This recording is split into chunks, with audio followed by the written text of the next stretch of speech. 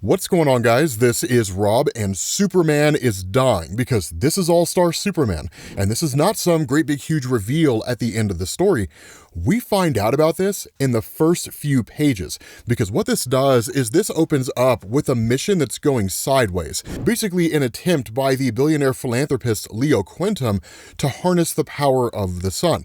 But what ends up going on is one of the guys on this ship starts going nuts, right, babbling on about how he's a human suicide bomb, courtesy of Lex Luthor. And that's when you switch over to Lex Luthor himself. Now, at this point in time, Lex had been released from prison to work under the direct supervision of the US military. The idea being that he would use all of his resources and his vast intelligence to assist in the US military industrial complex.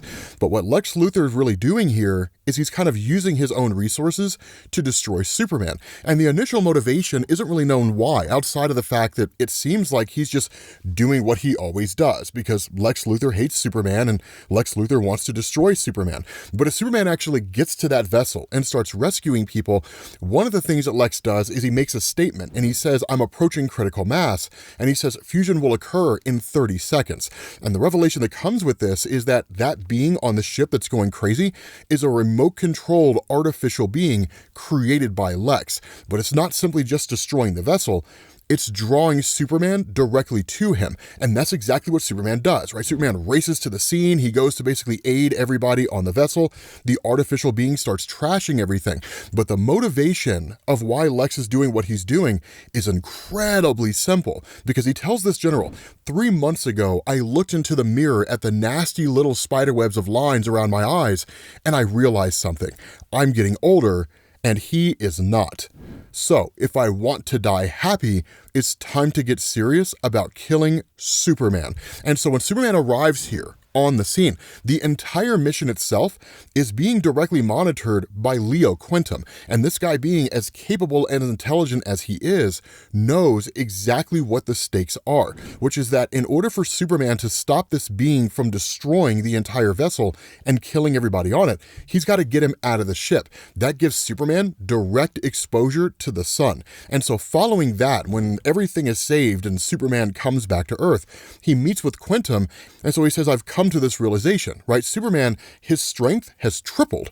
He can push or lift 200 quintillion tons, and I can't even fathom a number that big. But more so than that, Quintum says, I'm not sure how to tell you this.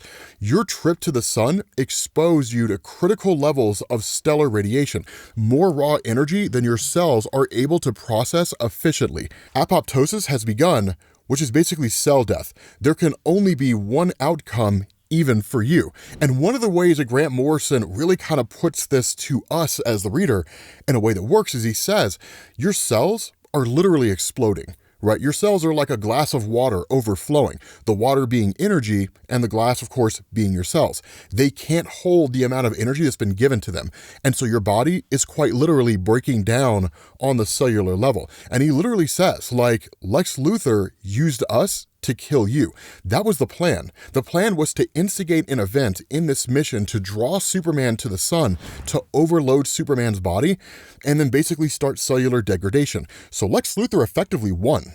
Like within the first few pages, like that, he won the game. He killed Superman. It's just only a matter of time before Superman dies.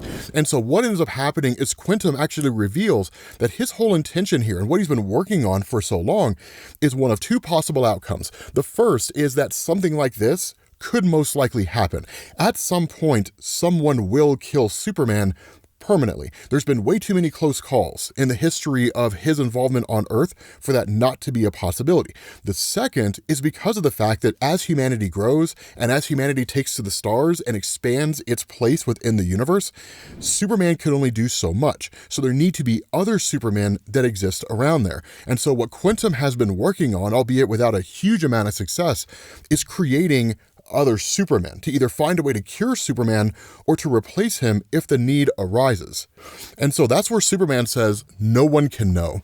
The world cannot know that I'm dying. And that's a very important thing here, because if the world knows that the unkillable man can be killed, then the world would start to fall apart. What chance do any other superheroes have? And so in turn, while Lex Luthor is snatched up by the military and basically made to stand trial for crimes against humanity, you pick up with Clark Kent as he's meeting with Lois Lane. And of course, he's clumsy and he's kind of an oaf and so on and so forth. But in one of the coolest points of the story, what he does is he tells Lois, you need to stop.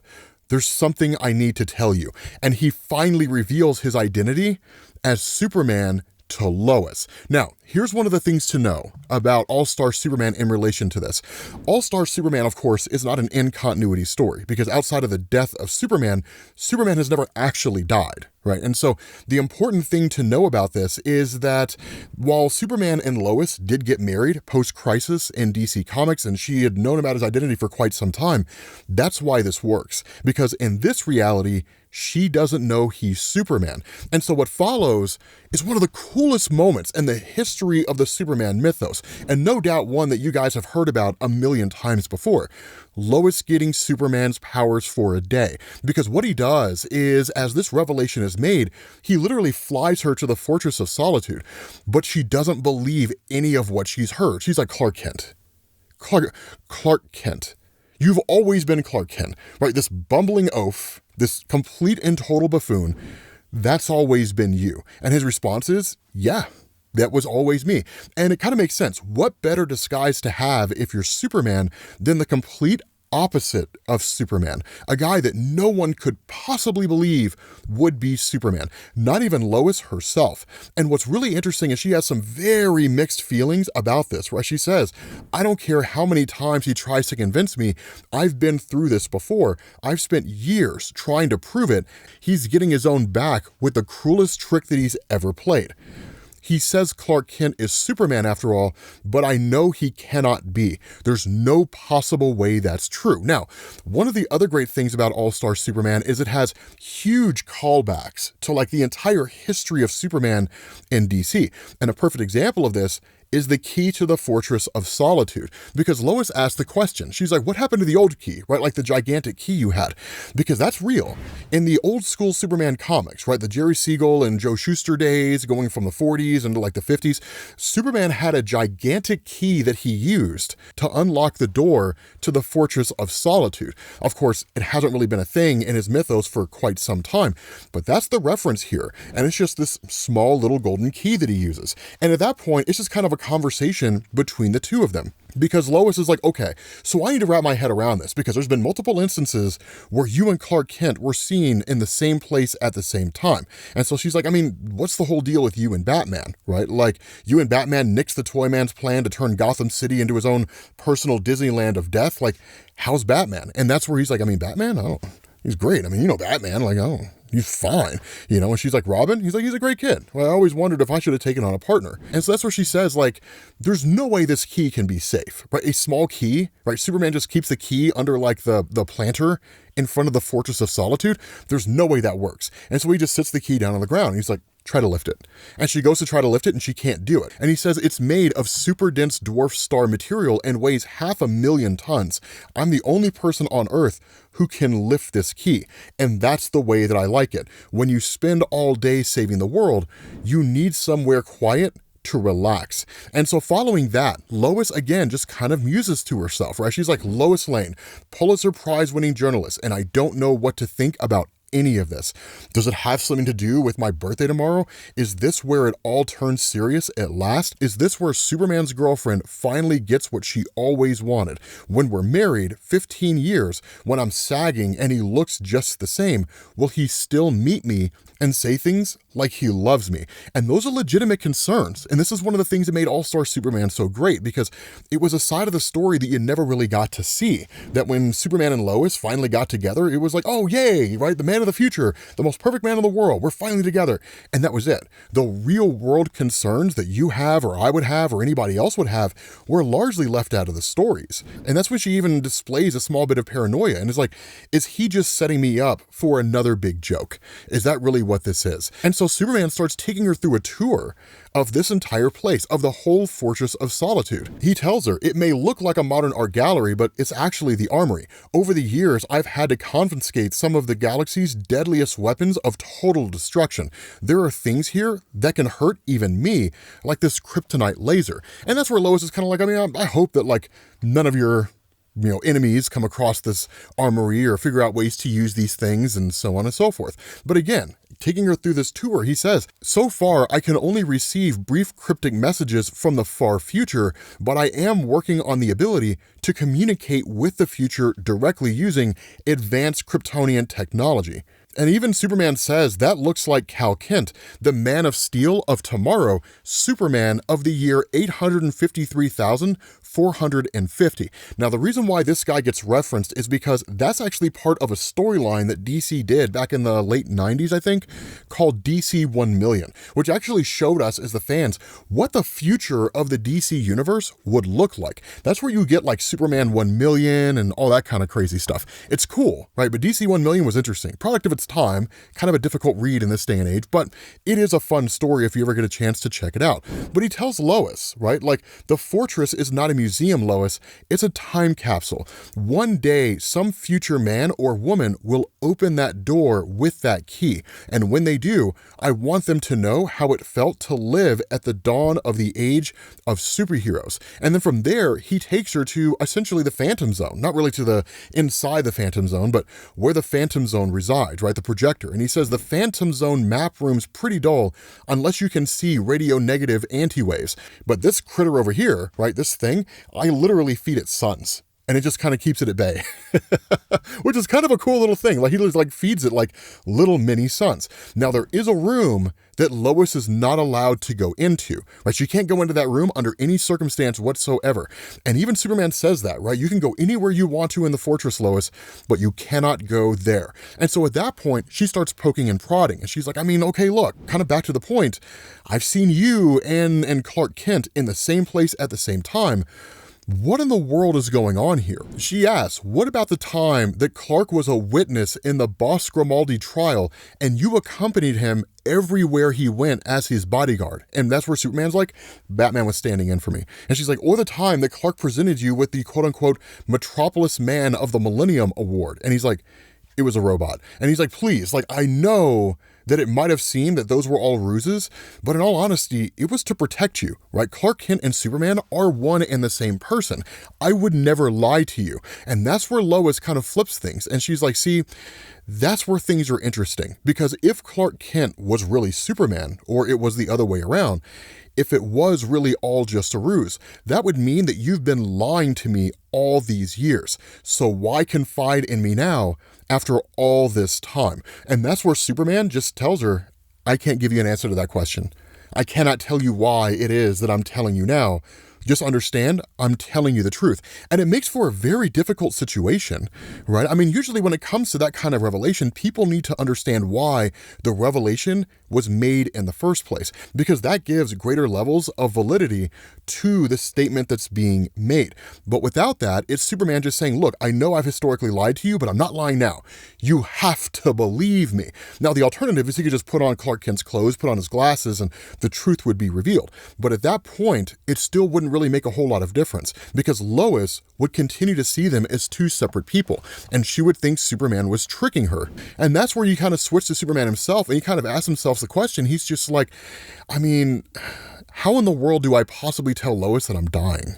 Like, how do I do that? Like, how do I tell her that my life is coming to an end and I will be dead in a year? Because the time that we're spending together right now could very well be the last time that we spend together. Not only that, as far as Lois is concerned, kind of going over all these different things in her head, she asked the question, like, the only thing that would be worse than the fact that Superman was essentially lying to me is that he's telling the truth. Because if he is, that means he played the part so well. So some part of him really is the bumbling, oafish Clark Kent. And if that's true, then it shatters the illusion she has of Superman as this perfect man, perfect in every capacity and in every way. If a part of him really is Clark, he's not so perfect anymore. And it just kind of, again, destroys her view of how Superman works and everything that makes up who he is. And so that's where she becomes just kind of like obsessed with paranoia. And it's like, I have to be ready, right? I have to protect myself. I need a weapon just in case something happens. And in fact, she actually seeks out the kryptonite laser that Superman had showed to her earlier, and then once she finds him, shoots him with it, right? He comes walking out of the room that she's not supposed to go into. It's a place that she wants to go check out. As soon as he comes out, she blasts him with this thing, and nothing happens, right? Superman just like realizes in this moment, he's now immune to kryptonite. It has no effect on him whatsoever. And he even says, interesting way to discover that I've become immune to kryptonite radiation. It kind of tickles a little bit, right? And that's where he says, okay, look, here's the thing. Like, there's a reason why you couldn't go into this room. I know it seemed a little deceptive, but you can go in there now. Because once he takes the gun away from her, he leads her into this room and it's just like, look, I've been trying to keep it a secret, like my secret identity, but this is for you. He's like, these new exogenes that I've been making allow a human being to duplicate my powers for 24 hours. And so he presents her with a Superwoman leotard and gives her his powers for a day, or at least she gets to share them. And so Lois becomes Superwoman. And in fact, that's a really cool callback because the first time that a Superwoman was ever introduced into DC Comics, it was actually from a dream that Lois was having where she had the powers of Superman. It was pretty cool, right? It was a really, really awesome little story, super old school story. But that's where she's just kind of like, okay, cool. Bring it on, right? So she immediately consumes the formula. And then what follows is the introduction of probably two of the biggest buffoons in the history of DC Comics. They're adorable and they have riz like you wouldn't believe, but they are buffoons nonetheless. Samson and Atlas. Because what happens is almost immediately after Lois gains the powers of Superman, there's this invasion by like this lizard race, right, from the core of the planet. And that leads to like the arrival of Samson and Atlas, who are essentially dealing with the threat. And they see Lois, and Samson immediately starts to riz her up. He was like, by Yahweh, I fought the good fight across 3 galaxies in countless centuries, but I've never met a woman like you, Lois, and I mean that sincerely. And she starts to blush, right? And then Atlas shows up, and he says, I swear by the everlasting snows of Olympus, Lois Lane, you're practically dripping allure in your clinging garment. Thou surely hast the looks, the intellect, and now the skin of steel that Atlas demands from a woman. And she's like, yeah, I mean, it's only 24 hours, Romeo. You know, these temporary superpowers, Superman made them for my birthday, right? Like, he's the reason why I have them. And they're just kind of like, well, I mean, let's put them to good use, you know, if you know what I'm saying. Like, literally, they're trying to, like, spit mad game on Lois, and it's hilarious. But the biggest reason why these guys are such buffoons is because in an effort to show Lois Lane what their whole interest in her is, right, and how fantastic they find her to be, they actually come up with this kind of idea of a challenge. That what Samson does is, after getting back down to the surface, right, and bringing the, you know, lizard soldiers down there who were actually trying to orchestrate a coup and take over the surface, that he presents Lois with this necklace, right, the radioactive crown jewels that he, quote unquote, borrowed from Ultra Sphinx, right, the first dynasty of Adam Tep, 80th century BC. And the whole thing looks gorgeous, right? It looks fantastic. And what's kind of funny here is Superman sort of displays a little bit of insecurity, right? He's like, I don't really get it, Lois, right? Like, you're flirting with Samson and Atlas. And she's like, I don't know, maybe I'm just kind of teaching you a little bit of a lesson, right? You know, like, after the creepy and ridiculous impersonation of Clark Kent that started all of this, you could do with a little bit of humbling, right? And she was like, just chill, Clark. Like, I'm going home with you tonight, bro. Don't worry. Like, we'll bump uglies later on tonight. I'm just kind of messing around with these guys a little bit and toying with them. Now, the other funny thing about this, and this is where Superman realizes Samson and Atlas are kind of serious. They actually want to get with Lois Lane because he tells them, like, you guys need to stay away from my girl.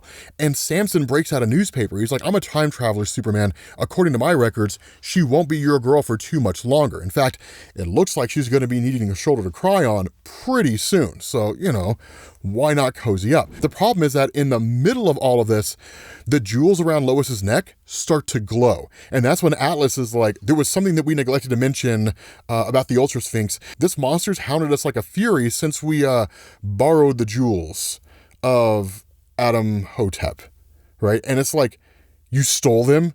Superman's like, you stole the jewels of the Ultra Sphinx? And this thing shows up, immediately seizes Lois, and is like, return what was stolen and pay the price.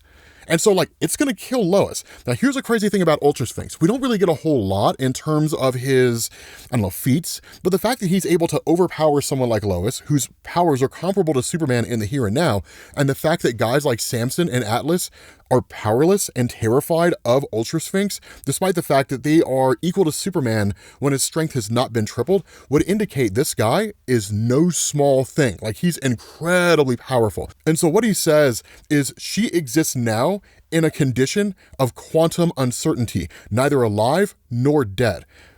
And so I will ask you a question. To answer correctly is life. Failure to answer correctly is death. This is my judgment. And so Superman's like, look, like he looks at Samson and Atlas and is like, I will take this test, right? Because one of the things that that Samson had mentioned to Superman is that in these final moments of his life this last year, he's going to undertake 12 tasks, almost like the 12 labors of Hercules, and that this is going to be one of them. And so he's like, I will take this test, right? I will do this. But if something happens to her, you will beg for death before the end, right? Like, I promise you. You will beg for death before the end. And so, Ultra Sphinx asked the question, what happens when the unstoppable force meets the immovable object? And Superman kind of ponders for a minute and then just says, they surrender. And the Ultra Sphinx finds it acceptable. And then in turn, frees Lois Lane. And then he takes the jewels and leaves. And at that point, Superman's just like, enough, right? Like, you guys have done enough. You guys go do your thing. But what also happens is they kind of have this wager, right? They're like, look, I mean, the wager's still on, right? Like, we will engage in a kind of physical contest to see which one of us gets to have Lois Lane for the night, right? They're literally betting on Lois. Which one of them gets to bang her? And they don't know how powerful Superman is since his exposure to the sun. So they challenge him to an arm wrestling contest. And he helps these guys understand their place in the bigger picture because he's arm wrestling them both at the same time. Samson's arm breaks. It absolutely snaps. And then in turn, Superman actually ends up breaking both arms of Atlas. So these guys get crushed quite readily. But the other beautiful thing about this is that in addition to this entire experience with Atlas and Samson and so on and so forth, Lois actually gets to see the world through the eyes of Superman, because he ends up taking her down to like the realm of Aquaman and so on and so forth. And it's this great big huge beautiful party and all that kind of good stuff. But she also gets to travel to places that she otherwise would never get to see. She gets to fly through the air like Superman does, and he does the one thing that he's always wanted to do with her ever since they first met. He kisses her on the moon. It's this incredibly romantic experience. And so Superman preps to do the other thing that he's always wanted to do, which is pop the question to Lois. But before he can, Lois falls asleep. And admittedly, the entire ordeal was pretty taxing. And so following that, he basically takes her home and puts her to bed, which is also kind of adorable. And so at that point, you pick up with Superman confronting Lex Luthor after all of this. Now, at this point in time, Lex Luthor has already been put on trial, right, in the world court, essentially. He's been found guilty of crimes against humanity and is sentenced to death by electric chair. And so at that point, he's just waiting for his execution. And so he's taken to Stryker's Island, which is probably the most secure place for criminals of varying degrees of danger to society at large.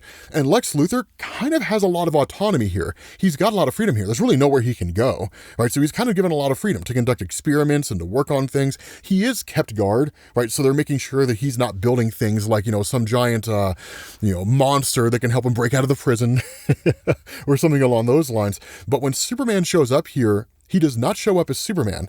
He shows up as Clark Kent. Because again, no one knows outside of Lois that Superman and Clark Kent are one and the same. And so from Lex's perspective, Superman's here as a journalist. And it's really just because of the fact that he respects Clark Kent. He respects Clark Kent's journalistic integrity, the fact that he always tells the truth, even if that truth flies in the face of what would look good for the Daily Planet.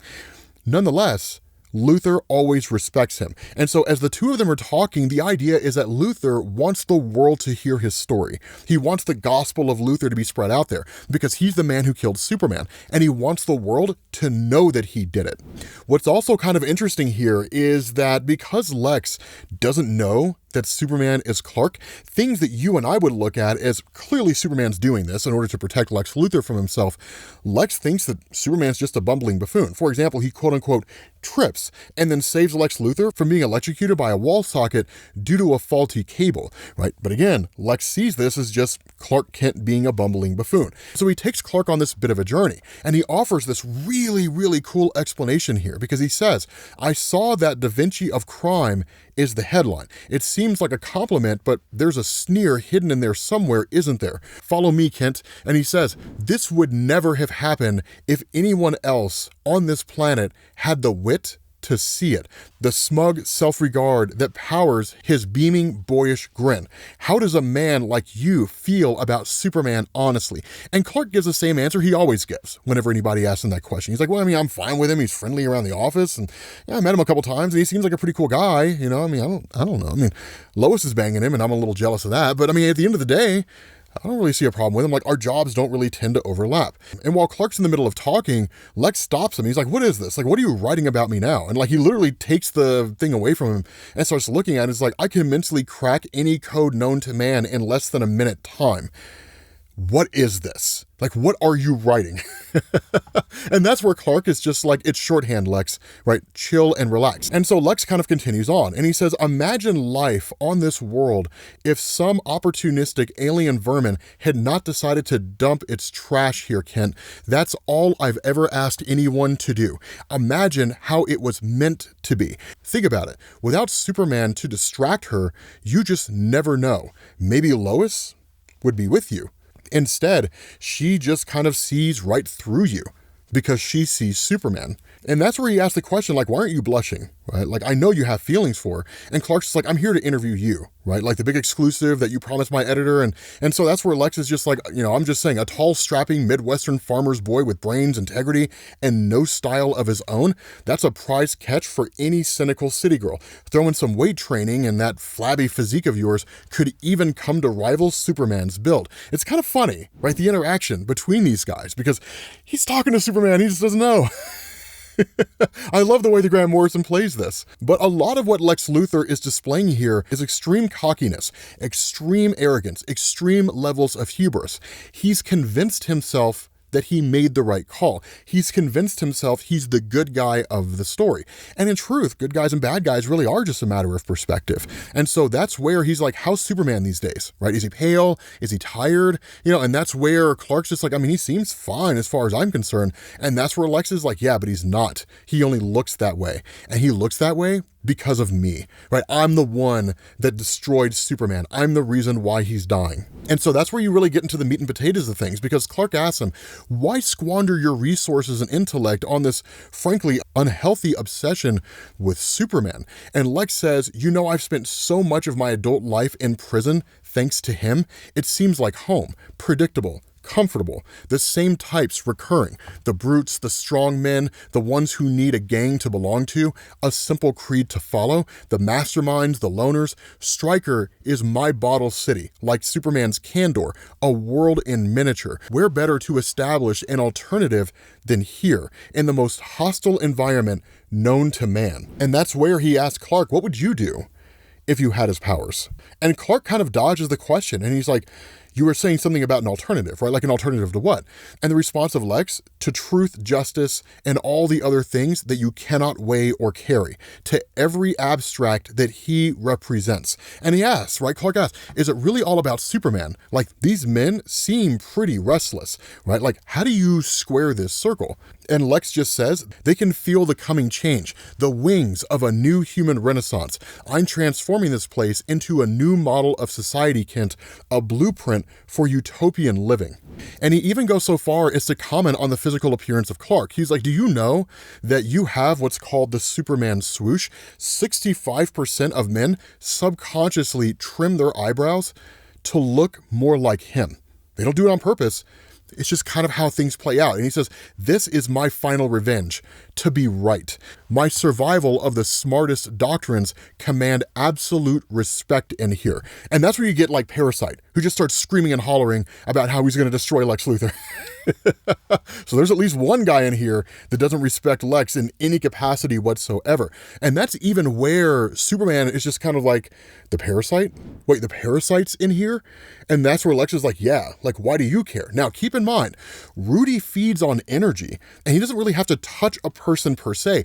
He can feed on the ambient energy around him.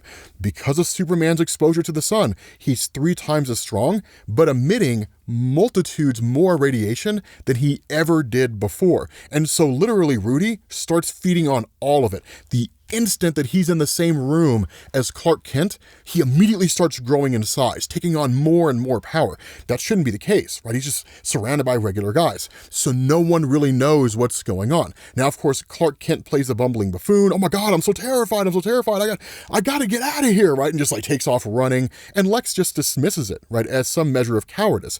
Of course, we know that's not necessarily the case. It kind of is, but not necessarily. What Clark realizes is that when it comes to Rudy, right, when it comes to Parasite looking to attain whatever this massive source of power is, no one matters. He'll literally suck the life force out of anybody he has to in order to get to that source of power. More so than that, what you're also talking about now is a prison riot. So now you have all these people who were in this prison, who were under the direction of various prison guards, that are now going absolutely nuts. So now it's just turned into a great big huge riot inside this prison. And Lex is watching all of it happen, right? He's like, chaos, the phase transition, a necessary first stage in the foundation of any new social order. What exists needs to be torn down, and chaos will result of that. But from that chaos will come order. From that chaos will come me, and I will bring about a better tomorrow. Now, of course, in these moments, right, when all things are going absolutely haywire and things are popping off,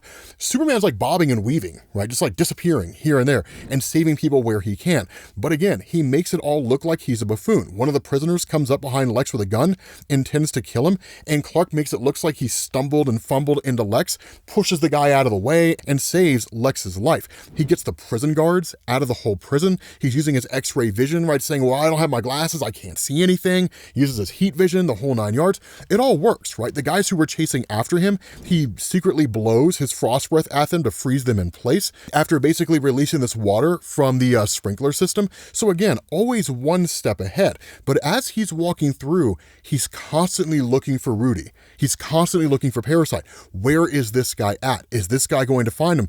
And then eventually he does. He shows right up to where Lex and Clark Kent are at.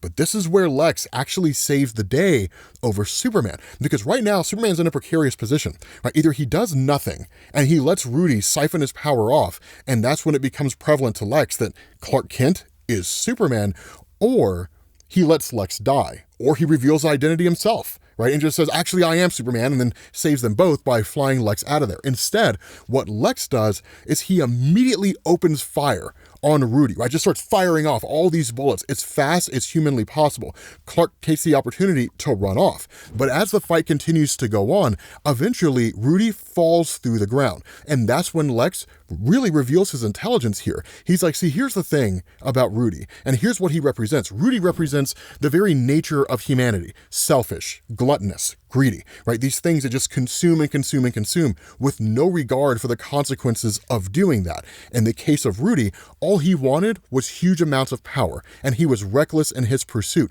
And what did it cost him? Everything. Why? Because he consumes all form of energy, including kinetic energy. And so firing all these bullets at him, combined with whatever power source he was absorbing, meant that he literally started to collapse under his own weight. And so at that point, Lex just starts beating the crap out of Rudy in order to establish dominance, right? To basically show everybody in there that he's not anyone to mess with. And so anybody that had any questions about whether or not Lex Luthor is a guy they should disrespect, they don't ask those questions anymore. And so following that, he actually shows Superman his plan and what he's been doing. Again, really showing Clark more than Superman. And he says, did you know that if you play Moby Dick at a frequency high enough, it can actually become a sonic drill capable of carving through solid rock, right? And that's exactly what he did. And so essentially, he created an escape route for himself. And this is the way in which he gets Clark Kent out. He takes him down to his niece, Nastalia, also known as Nasty, and that in turn, she almost kind of like crossing the river Styx is going to take him back to the quote unquote land of the living. But that's where Clark is like, I mean, you could escape anytime you want to, Lex. Like, why do you stay here? Like, why do you choose to stay here? And he says, I'm going to the chair fulfilled. Do not worry about me. I have friends in high places. And that's where Clark is like, I mean, I can't believe that you're willing to do this. You and Superman could have been friends. You could have been phenomenal friends. And that's where Lex is like, are you insane? Like, I'm a born dictator, right? And that's where Clark's like, I mean, you're going to die like a mad dog in this place. Like, you're being so irrational. They're going to execute you. Literally just step forward and say, you've seen the error of your ways. You realize you made a mistake. Come out, be a good guy, and side with Superman. And that's where Lex just kind of like, no, I want to see him die. Right? Like, sure, I'll die in here, but Superman will die first. I use the sun itself, Kent, the source of his powers, to overload his cellular batteries and destroy him from within. Do you understand? I killed Superman. And he says he doesn't want the world to know he's dying, of course, so break the news gently. Take your exclusive, Kent.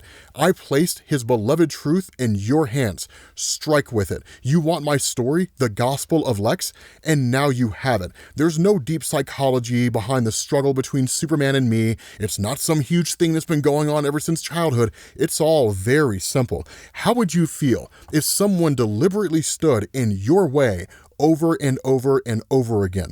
If it was not for Superman, I'd be in charge of this planet, and now he's dying. What more could I possibly want? With that being said, guys, we're going to bring this to an end. There is a whole second half of this story, so let me know if you guys want me to cover it down in the comments section, because Superman meets like Superman 1 million and all that kind of stuff. It gets really, really cool. And then, of course, the conclusion to it all. So let me know if you guys want me to cover it down in the comments section. Thank you all for watching, and I will catch you all later. Peace.